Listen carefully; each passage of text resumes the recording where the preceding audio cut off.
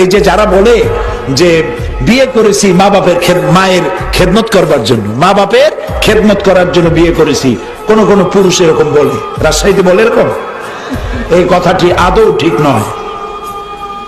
আপনার বউর কোনো ঠেকা পড়ে নাই আপনার মা বাপের খেদমত করা।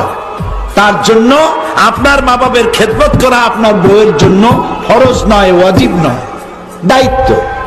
তিনি করবেন, এটা তার দায়িত্ব, কিন্তু আল্লাহ তাকে বাধ্য করে নাই। আপনার মা বাপের খেদমত করা পুরা ফরজ দায়িত্ব আপনার নিজের। বরং স্ত্রীকে দিয়ে আপনি খেদমত করতে বাধ্য করতে পারবেন না। আপনি তাকে অনুরোধ করবেন, সে খেদমত করবে, এটা দায়িত্ব, করেও থাকে আমাদের দেশে, কিন্তু আপনি ওই কথা বলবেন না।